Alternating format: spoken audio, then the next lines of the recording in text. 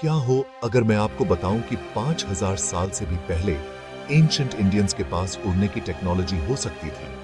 Hot air balloons या gliders में नहीं, बल्कि एडवांस्ड फ्लाइंग मशीन्स में, जो सिर्फ देशों के पार ही नहीं बल्कि ग्रहों के बीच भी ट्रैवल कर सकती थी। साइंस फिक्शन जैसा लगता है ना? हिस्ट्री एक्सप्लोरेशन में आपका स्वागत है, जहां हम एंशिएंट वर्ल्ड के मिस्ट्रीज, लेजेंड्स और लॉस्ट नॉलेज में डाइव डीप करते हैं। आज हम एक ऐसे टॉपिक को एक्सप्लोर करेंगे जिसने हिस्टोरियंस, साइंटिस्ट्स और रिसर्चर्स को अचंभित कर दिया है। द विमाना शास्त्रा, एंशिएंट इंडिया की मिस्टीरियस फ्लाइंग मशीन्स। विमाना शब्द कई एंशिएंट हिंदू टेक्स्ट्स में आता है, जैसे रामायण, महाभारत और यहां तक कि वैदिक स्क्रिप्चर्स में भी। इसे अक्सर फ्लाइंग चैरियट या गॉड्स, डीमंस या फिर एडवांस्ड सेजेस द्वारा इस्तेमाल किया जाने वाला पैलेस बताया गया है। उदाहरण के लिए रामायण में डीमन किंग रावण ने एक शानदार हवाई वाहन पुष्पका विमाना उड़ाया था, जो एक सेल्फ प्रोपेल्ड फ्लाइंग पैलेस था, जो अपना आकार बदल सकता था और विचारों से कमांड्स को फॉलो कर सकता था। मिथ या भूली हुई टेक्नोलॉजी, यहीं से मिस्ट्री शुरू होती है। 1908 में सुब्बाराया शास्त्री नाम के एक व्यक्ति, जो भारत के एक मिस्टिक थे, ने दावा किया कि उन्हें एक एंशिएंट सेज महर्षि भारद्वाज से टेलीपैथिक इंस्ट्रक्शंस मिले थे वैमानिका शास्त्रा नाम का एक टेक्स्ट लिखने के लिए।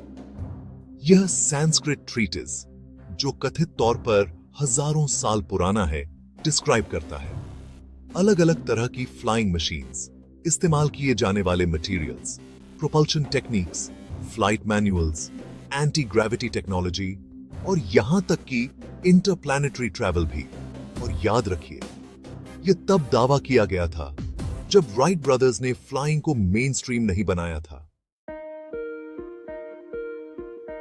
टेक्स्ट में कई तरह के विमानस का जिक्र है, जैसे शकुना विमाना, एक बर्ड शेप्ड क्राफ्ट जो मैकेनिकल बर्ड की तरह अपने पंखों को फड़फड़ाता है।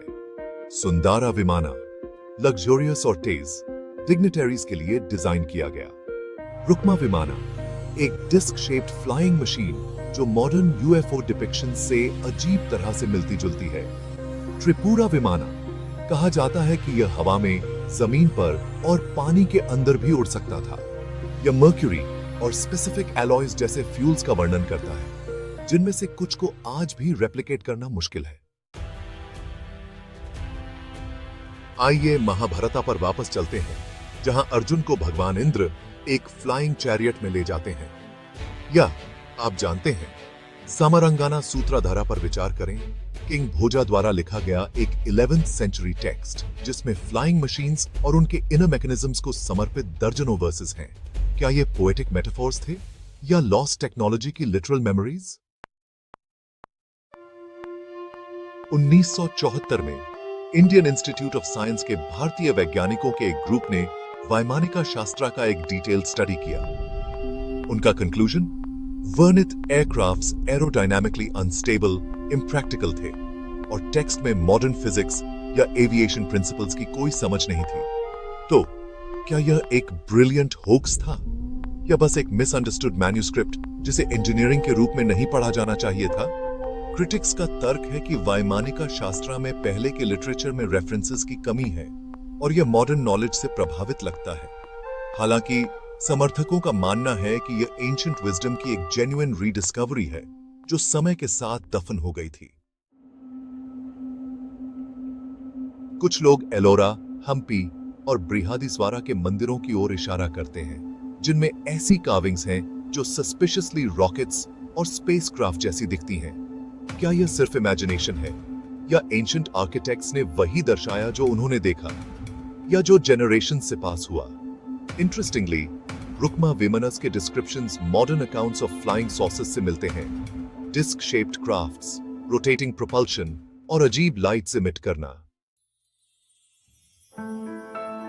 भारत ने तक्षशिला जैसे कई एंशिएंट नॉलेज सेंटर्स के डिस्ट्रक्शन को देखा है, और नालंदा, जहां प्राइसलेस मैन्युस्क्रिप्ट्स जल गए थे। या हमेशा के लिए खो गए? क्या एडवांस्ड इंजीनियरिंग, एस्ट्रोनॉमी और एविएशन नॉलेज उनके साथ गायब हो गया होगा? क्या विमानस का अस्तित्व था, लेकिन हमने मैनुअल्स खो दिए? हम शायद कभी पूरी सच्चाई नहीं जान पाएंगे, लेकिन हम एंशिएंट इंडियन माइंड्स की इंट्रीगिंग कॉम्प्लेक्सिटी और विजन को नकार नहीं सकते। क्या विमानस एक भूले हुए युग की रियल फ्लाइंग मशीन्स हैं?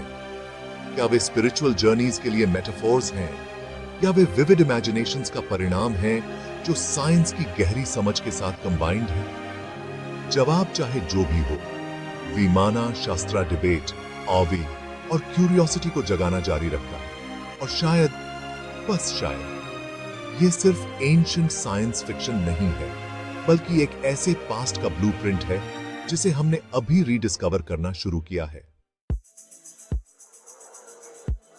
हिस्ट्री एक्सप्लोरेशन देखने के लिए धन्यवाद। अगर इस एपिसोड ने आपको फैसिनेट किया, तो एंशिएंट मिस्ट्रीज और फॉरगॉटन वर्ल्ड्स में और डीप डाइव्स के लिए लाइक, शेयर और सब्सक्राइब करना न भूलें। हमें कमेंट्स में बताएं, क्या आपको लगता है कि विमानस वाकई एंशिएंट इंडिया के आसमान में उड़ते थे, या यह सब एक मिथ है? क्यूरियस रहें, क्वेश्चनिंग रहें।